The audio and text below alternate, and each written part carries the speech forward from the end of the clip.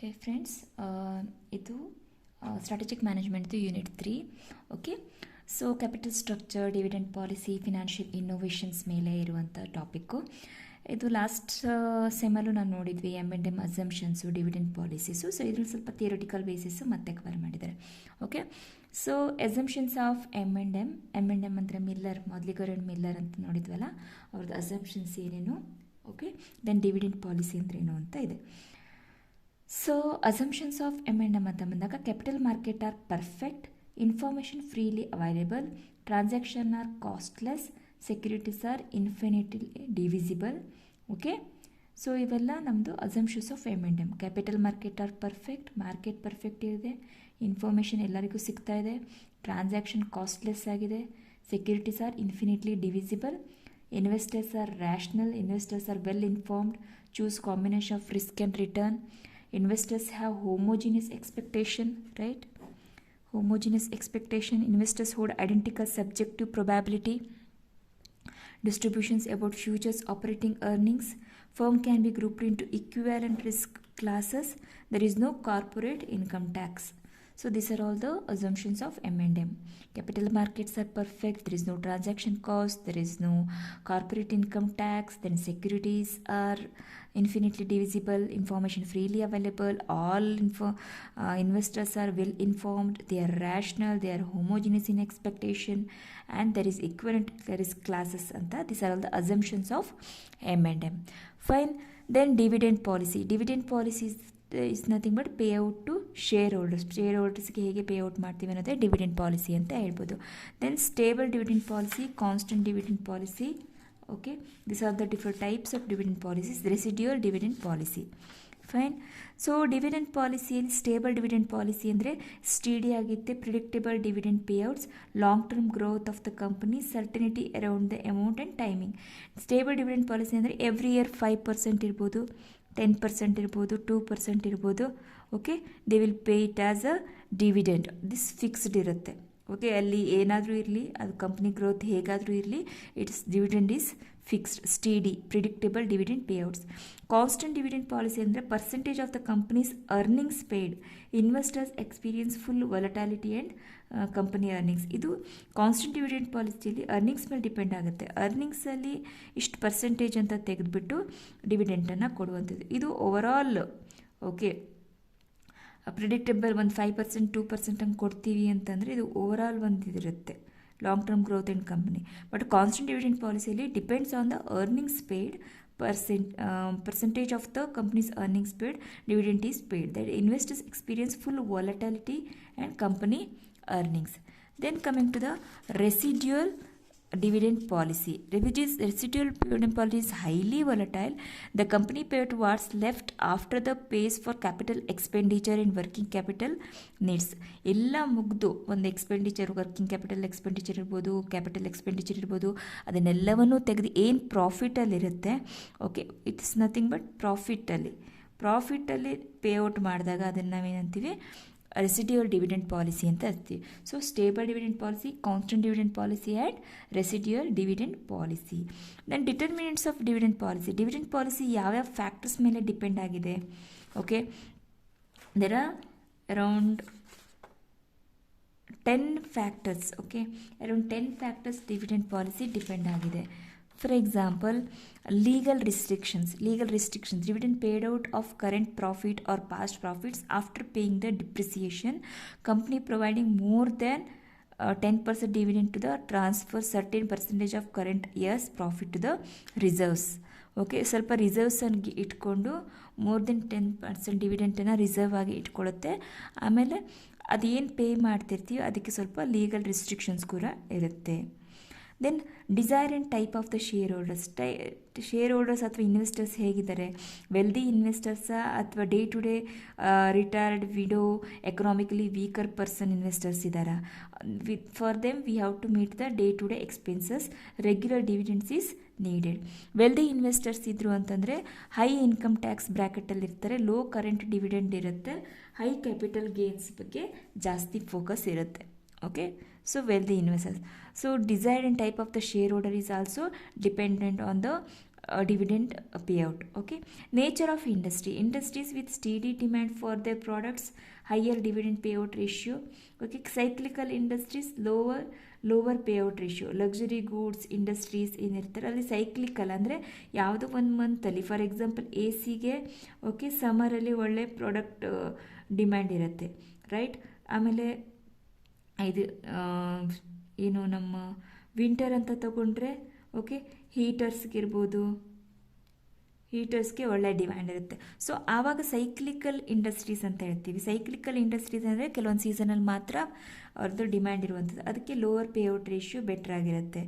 But industries with steady demand for their products full year, ಈಗ for example groceries ಇರ್ಬೋದು, groceries ಬಂದು FMCGಯಲ್ಲಿ ಬರುತ್ತೆ.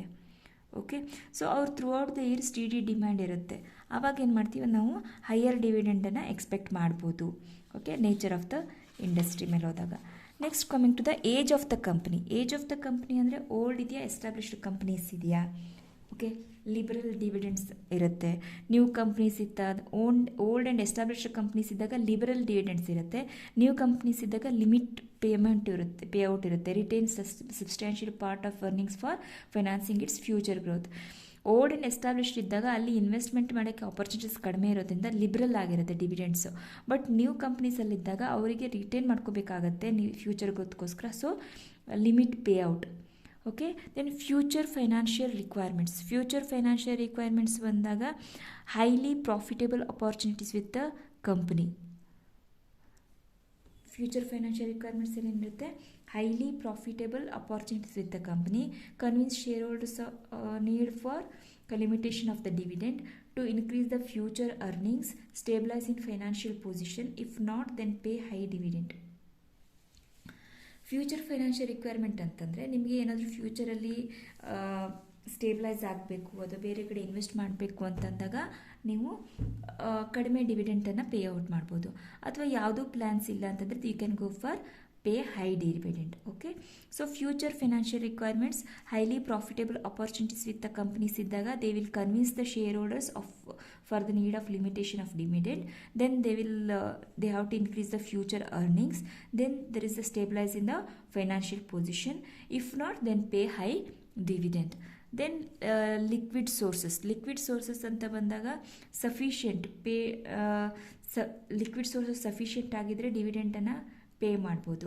ಇಲ್ಲ ಲಿಕ್ವಿಡ್ ಸೋರ್ಸ್ ಸಫಿಷಿಯೆಂಟ್ ಆಗಿಲ್ಲ ಅಂದರೆ they can go for stock dividend. Then requirement of the institutional investors favour regular payout of cash dividends, stipulate their terms on equity dividend. ಇದರಲ್ಲಿ ಏನಿರುತ್ತೆ, institutional ಯಾವ ಥರ ಬೇಕಂತ ಹೇಳುತ್ತೆ, ಕ್ಯಾಶ್ ಡಿವಿಡೆಂಟ್ ಬೇಕನ್ನೋಂಥ, ಇಕ್ವಿಟಿ ಡಿವಿಡೆಂಟ್ ಬೇಕನ್ನೋಂಥ ಅನ್ನೋದ್ರ ಮೇಲೆ ಡಿಪೆಂಡ್ ಆಗಿರುತ್ತೆ. Then stability of the dividends, constant dividend per share, stable earning, sufficient reserves during low profit ಎಷ್ಟೇ ಇದ್ರೂ ಒಂದು ಸ್ಟೇಬಲ್ ಅರ್ನಿಂಗ್ಸ್ ಇದ್ದಾಗ ಅಲ್ಲಿ ಕಾನ್ಸ್ಟೆಂಟ್ ಡಿವಿಡೆಂಟ್ ಪರ್ ಶೇರ್ ಆಗುತ್ತೆ. ಕಾನ್ಸ್ಟೆಂಟ್ ಪೇಔಟ್ ರೇಷಿಯೋ ಅಂತ ಬಂದಾಗ ಫಿಕ್ಸ್ಡ್ ಪರ್ಸೆಂಟೇಜ್ ಆಫ್ ದ ಅರ್ನಿಂಗ್ಸನ್ನು ನೋಡ್ತೀವಿ. ಓಕೆ,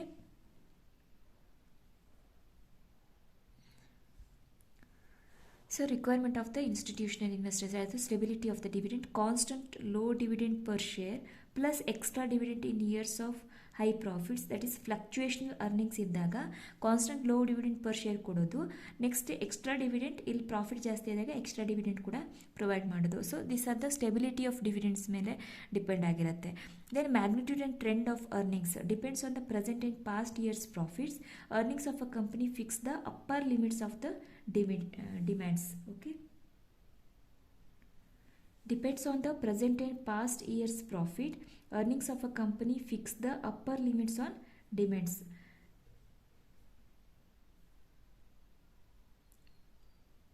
ಇವಾಗ ಏನಾಗುತ್ತೆ, ಮ್ಯಾಗ್ನಿಟ್ಯೂಡ್ ಆ್ಯಂಡ್ ಟ್ರೆಂಡ್ ಅರ್ನಿಂಗ್ಸ್ ಅಂತಂದರೆ ಪ್ರೆಸೆಂಟ್ ಮತ್ತು ಪಾಸ್ಟ್ ಇಯರ್ ಪ್ರಾಫಿಟ್ ಮೇಲೆ ಡಿಪೆಂಡ್ ಆಗುತ್ತೆ ನಿಮ್ಮದು ಇವಾಗಿನ ಡಿವಿಡೆಂಟಲ್ಲಿ ಎಷ್ಟು ಶೇರ್ ಕೊಡಬೇಕು ಅಂತ. ಓಕೆ, ಎಷ್ಟು ಡಿವಿಡೆಂಟ್ ಕೊಡಬೇಕು ಅನ್ನೋದು. ದೆನ್ ಕಂಟ್ರೋಲ್ ಆಬ್ಜೆಕ್ಟಿವ್ಸ್ ಏನಿರುತ್ತೆ, high dividends payout the it's earnings, dilution of both control and earnings for existing shareholders, retained earnings are insignificant, issues new shares to raise the funds to future requirements, shareholders control the diluted if they can't buy the existing, issue of new shares, increase the number of equity share, lower earning per share and price in the market. ಇವೆಲ್ಲ control objectives ಅಲ್ಲಿ ಬರುವಂಥದ್ದು. High dividends out to its earnings. Then dilution of the both control and earnings for existing shareholders. ಏನು ಮತ್ತೆ ಹೊಸ ಶೇರನ್ನು ನೀವು issue ಮಾಡಿದಾಗ ಇರೋ ಶೇರ್ ಹೋಲ್ಡರ್ಸ್ದು ಶೇರ್ಸಲ್ಲಿ ಡೈಲ್ಯೂಷನ್ ಆಗುತ್ತೆ. ಓಕೆ, ರಿಟೈನ್ ಅರ್ನಿಂಗ್ಸ್ ಇನ್ಸಿಗ್ನಿಫಿಕೆಂಟ್ ಆಗಿರುತ್ತೆ. ರಿಟೈನ್ ಅರ್ನಿಂಗ್ಸು ಯಾವುದಕ್ಕೂ ಯೂಸ್ ಆಗ್ತಿಲ್ಲ ಅಥವಾ ಜಾಸ್ತಿ ಇರಲ್ಲ. Then issue of new shares, funds ಇದೇನು ಮಾಡುತ್ತೆ, ಹೊಸ ಫಂಡ್ಸನ್ನು ರೇಸ್ ಮಾಡೋಕ್ಕೆ ಹೆಲ್ಪ್ ಮಾಡುತ್ತೆ. Shareholders control diluted. ಈಗ ಹೊಸ ಶೇರ್ಸನ್ನು ಮಾಡಿದಾಗ ಶೇರ್ ಹೋಲ್ಡರ್ಸ್ ಕಂಟ್ರೋಲು ಡೈಲ್ಯೂಟ್ ಆಗುತ್ತೆ.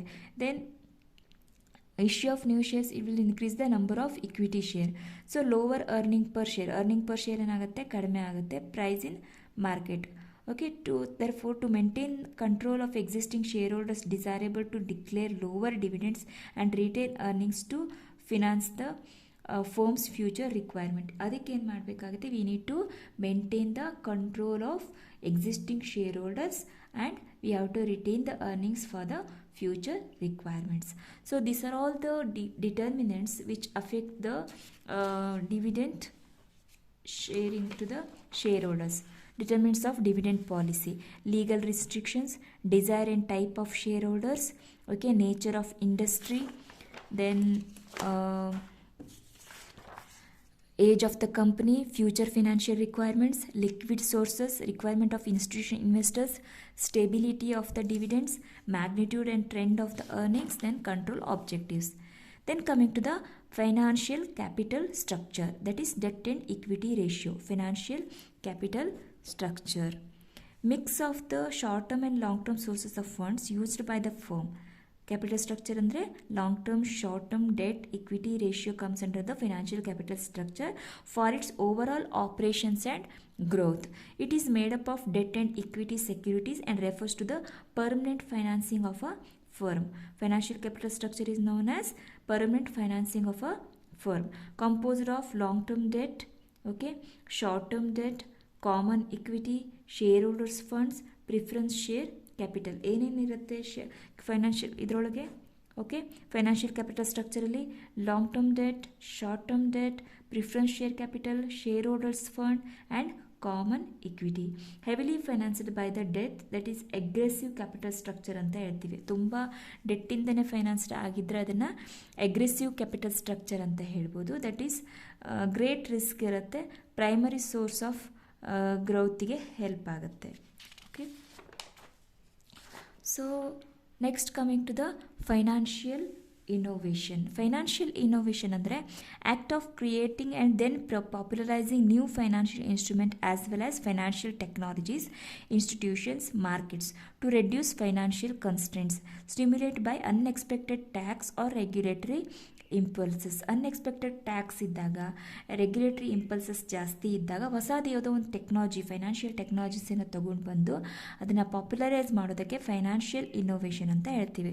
Okay, it is act of creating and then popularising new financial instrument as well as financial technologies, institutions and markets to reduce the financial constraints stimulated by the unexpected tax and regulatory impulses. Okay, then factors drive financial innovation. Financial innovation ಆಗಕ್ಕೆ ಬೇಕಂತ factors ಏನು? Tax asymmetry ಆಗಿರ್ಬೋದು. Financial innovation ಅಂದರೆ nothing but new one, ಹೊಸ ವೇಯನ್ನು ಯಾವಾಗ find out ಮಾಡ್ತೀವಿ? ಒಂದು financial structure ಇರುತ್ತೆ, ಒಂದು ಕ್ಯಾಪಿಟಲ್ ಸ್ಟ್ರಕ್ಚರ್ ಇರುತ್ತೆ, ಒಂದು ಸ್ಯಾಲ್ರಿ ಸ್ಟ್ರಕ್ಚರ್ ಇರುತ್ತೆ, ಒಂದು 40,000 50,000 ಏನೋ ಬರ್ತಾ ಇರುತ್ತೆ. ಬಟ್ ನಮಗೆ ನಾವು ಇನ್ನೇನೋ ಹೊಸ ಒಂದು ಪ್ರಾಜೆಕ್ಟನ್ನು, ಹೊಸ ಒಂದು ಪ್ರಾಡಕ್ಟನ್ನು ತೊಗೋಬೇಕು ಅಂದಾಗ ನಾವು ಅದನ್ನು ಬಜೆಟನ್ನು ಜಾಸ್ತಿ ಮಾಡ್ಕೋಬೇಕಾದ್ರೆ we will find alternative way, innovative way for ಇದು ಇನ್ವೆಸ್ಟಿಂಗ್ ಇನ್ ಸ್ಟಾಕ್ ಮಾರ್ಕೆಟ್ ಇರ್ಬೋದು, ಅಥವಾ ಟು ಬೈಯಿಂಗ್ ರಿಯಲ್ ಎಸ್ಟೇಟ್ ಇರ್ಬೋದು. ಏನಾದರೂ ಒಂದು ಹೊಸದ್ರೊಳಗೆ ನಾವು ಇನ್ವೆಸ್ಟ್ ಮಾಡಬೇಕಂದಾಗ ವಿ ನೀಡ್ ಟು ಏನಂತಾರೆ, ಇನ್ನೋವೇಷನಿಗೆ necessary is the mother of innovation ಅಂತ ಹೇಳ್ತಾರೆ. ಸೊ ಯಾವ ಫ್ಯಾಕ್ಟರ್ಸು ಫೈನಾನ್ಷಿಯಲ್ ಇನ್ನೋವೇಷನ್ಸ್ ಆಗೋಕ್ಕೆ ಕಾರಣ ಆಗುತ್ತೆ ಅಂತ ಹೇಳೋದೇ ಇಲ್ಲಿರುವಂಥ point. Okay, tax asymmetry, regulatory and legislative changes, volatility of the financial prices, opportunity to decrease the risk and reallocate the risk, opportunities to increase the assets and liquidity, academic work, account benefit, technological advances, level of economic activity, agency costs and transaction costs. These are all the factors drive financial innovations. Tax asymmetry, regulatory or legislative changes, volatility of financial services, opportunities to decrease the risk and reallocate risk, opportunities to increase the assets liquidity, academic work, okay, account benefit, technological advances, level of economic activity, agency costs, transaction cost. So these are all the factors determining the financial innovation. So next, coming to the types of financial innovations. Types of financial innovations: financial system and institutional system. Process innovation, product innovation and financial system, institutional system. Okay, so types of financial innovations ಅಲ್ಲಿ financial system ಅಂತ ಬಂದಾಗ it relate to the changes in the business structures. So types of financial ಇನೋವೇಷನ್ಸಲ್ಲಿ financial system ಅಥವಾ institutional innovation ಅಂತ ತಗೊಂಡಾಗ relate to change in the business structures, establishment of new types of financial intermediaries, okay, or to changes in the legal and supervisory framework, that is example use of the group of mechanisms to retail financial services, formalizing informal financial services, setting up of new financial services, new ಇರ್ಬೋದು, formalising the informal ಅನ್ನು formal ಮಾಡೋದಿರ್ಬೋದು, okay, group of ಮೆಕ್ಯಾನಿಸಮನ್ನು retail financial ಸರ್ವಿಸಸ್ಗೆ use ಮಾಡೋದು. This are all the innovative which are in the business structure ಅಥವಾ intermediaries levels ಅಥವಾ legal and supervisory ಫ್ರೇಮ್ವರ್ಕಲ್ಲಿ ನಾವು ಚೇಂಜಸನ್ನು ಇನ್ನೋವೇಷನ್ ಮಾಡೋದಕ್ಕೆ ಫೈನಾನ್ಷಿಯಲ್ ಸಿಸ್ಟಮ್ ಅಥವಾ ಇನ್ಸ್ಟಿಟ್ಯೂಷನಲ್ ಇನ್ನೋವೇಷನ್ ಅಂತ ಹೇಳ್ಬೋದು. ಓಕೆ, ಸೊ ಪ್ರೊಸೆಸ್ ಇನ್ನೋವೇಷನ್ ಅಂತಂದರೆ it's process innovation, new business process introduction leading to increase in the efficiency, market expansion. Okay, ಇಲ್ಲೇನಾಗುತ್ತೆ, ನ್ಯೂ ಬಿಸ್ನೆಸ್ ಪ್ರಾಸೆಸ್ಸಲ್ಲಿ ಹೊಸ ಬಿಸ್ನೆಸ್ಸಲ್ಲಿ ಹೊಸದಾಗಿ ಪ್ರಾಸೆಸ್ಸಲ್ಲೇ ಇನ್ನೋವೇಷನ್ ಅಂತ ತರೋದು, leading to increase in the efficiency, okay, and market expansion. For example office automation, use of computers, accounting, client data management, ಸಾಫ್ಟ್ವೇರನ್ನು use ಮಾಡಿಕೊಂಡು ಕ್ಲೈಂಟ್ ಡೇಟಾ ಮ್ಯಾನೇಜ್ಮೆಂಟ್ ಇರ್ಬೋದು, ಆಟೋಮೇಷನ್ ಇರ್ಬೋದು, ಕಂಪ್ಯೂಟರ್ ಅಕೌಂಟಿಂಗ್ಸ್ ಇರ್ಬೋದು.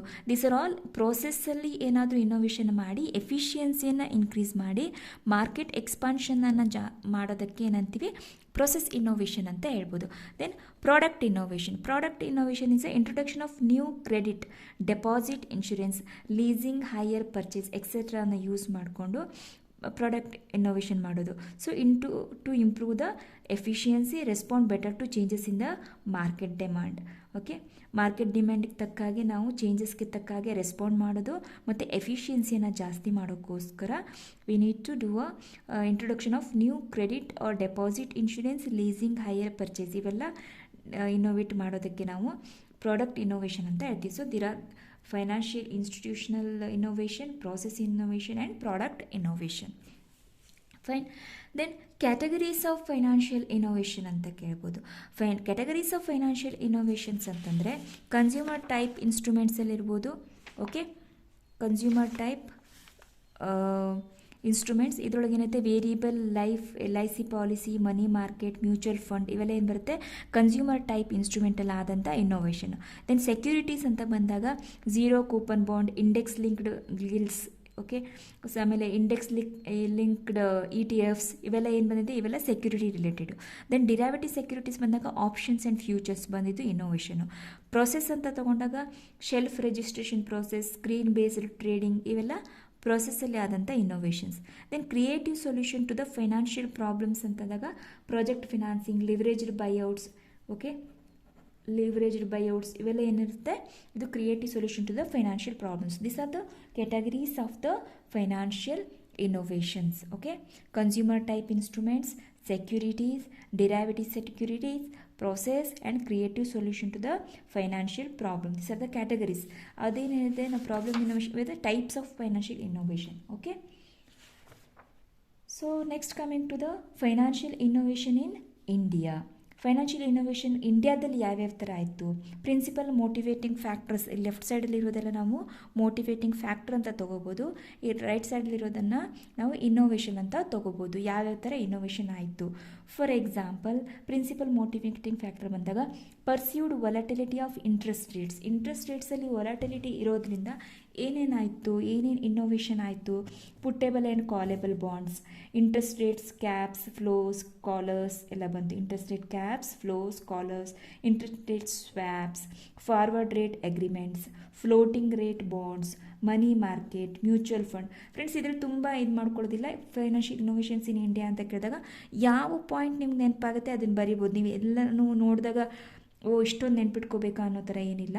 ನಿಮಗೆ ಒಂದು 10 ಪಾಯಿಂಟ್ಸ್ 15 ಪಾಯಿಂಟ್ಸ್ ಇದೆ. ಸೊ ನಿಮ್ಗೆ ಇದರೊಳಗೆ ಯಾವುದಾದ್ರೂ ಒಂದು 10 ಪಾಯಿಂಟ್ಸ್ ನೆನಪಾದರೂ ಕೂಡ ಬರಿಬೋದು. Okay, so perceived volatility of interest ರೇಟ್ಸಿಂದ ಏನೇನು ಇನ್ನೋವೇಷನ್ ಆಯಿತು. ಮನಿ ಮಾರ್ಕೆಟಲ್ಲಿ mutual fund, floating rate bonds, forward rate agreements, interest rate swaps, interest rates caps, floors, collars, puttable and callable bonds. Then primary motive ಏನಾಗಿತ್ತು, motivating factor ಮತ್ತೊಂದೇನಿತ್ತು, tax benefit ಆಯಿತು. Tax benefit ತೊಗೊಳಕ್ಕೆ ಏನು ಮಾಡಿದ್ರು, debt oriented scheme of mutual fund ಬಂತು. Okay, debt oriented mutual funds. Then ಟೆಕ್ನಾಲಜಿಯಲ್ಲಿ motivating factor ತೊಗೊಂಡು automated teller machines, electronic fund transfer, okay EFT, electronic fund transfer, then screen based trading, automated teller machines, okay, that is ATMs. So ಇವೆಲ್ಲ ಏನು ಬಂದಿರುವಂಥದ್ದು ಟೆಕ್ನಾಲಜಿಯಿಂದ ಆಗಿರುವಂಥ innovation. Then volatility of the equity ಪ್ರೈಸಸ್ಸಿಂದ ಏನಾಯಿತು, stock index future ಕೂಡ ಬರೋಕ್ಕೆ ಶುರು ಆಯಿತು. Then volatility of stock prices ಅಂತ ಬಂದಾಗ ಎಕ್ಸ್ಚೇಂಜ್ ಟ್ರೇಡೆಡ್ ಆಪ್ಷನ್ಸ್ ಬಂತು. Okay, index options, exchange traded options ಇವೆಲ್ಲ ಬಂದಿದ್ದು ವೊಲಟಿಲಿಟಿ ಆಫ್ ಸ್ಟಾಕ್ ಪ್ರೈಸಸ್ಸಲ್ಲಿ. Okay, then restrictions on forward trading ಆಗಿರೋದ್ರಿಂದ ಬದಲಾ ಟ್ರಾನ್ಸಾಕ್ಷನ್ ಅಂತೇಳಿ ಬಂದಿತ್ತು. Right, restriction under the portfolio management ಸ್ಕೀಮಲ್ಲಿರೋದ್ರಿಂದ ರೆಡಿ ಫಾರ್ವರ್ಡ್ಸನ್ನು ಇನ್ನೋವೇಷನ್ ಆಯಿತು. ದೆನ್ RBI ರಿಸ್ಟ್ರಿಕ್ಷನ್ಸಿಂದ ಹಾವ್ಲಾ ಟ್ರಾನ್ಸಾಕ್ಷನ್ ಮಾಡೋಕ್ಕೆ ಶುರು ಮಾಡಿದ್ರು. Then volatility of the foreign exchange rates ಇರೋದ್ರಿಂದ ಕರೆನ್ಸಿ ಸ್ವಾಪ್ ಮಾಡೋಕ್ಕೆ ಶುರು ಮಾಡಿದ್ರು. ದೆನ್ ಸ್ಪೆಷಲ್ ಇನ್ವೆಸ್ಟರ್ ಪ್ರಿಫರೆನ್ಸ್ ಮಾಡೋಕ್ಕೋಸ್ಕರ ಸ್ಪೆಷಲೈಸ್ಡ್ ಮ್ಯೂಚುವಲ್ ಫಂಡನ್ನು ತೊಗೊಬರಲಾಯಿತು. ರಿಸ್ಕ್ ಶೇರಿಂಗ್ ಮಾಡೋಕ್ಕೆ ಪ್ರಾಜೆಕ್ಟ್ ಫಿನಾನ್ಸ್ ಅಂತ ತೊಗೊಂಡು ಬಂತು. So this are all the financial innovations in India. Okay, so 1 minute 2 minute pass ಮಾಡಿ ಎಲ್ಲ ಪಾಯಿಂಟ್ಸನ್ನು ನೋಡ್ಕೊಳ್ಳಿ.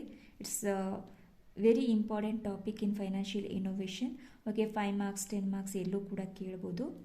Okay, so perceived volatility of interest rates, tax benefit, motivating factors ಹೇಳ್ಕೊಂಡು ಹೋಗ್ತೀನಿ. ಅದರದ್ದು ಎದುರುಗಡೆ ಇರೋ ಪಾಯಿಂಟ್ಸನ್ನು ನೀವು ನೋಟ್ ಮಾಡ್ಕೊಳ್ಳಿ.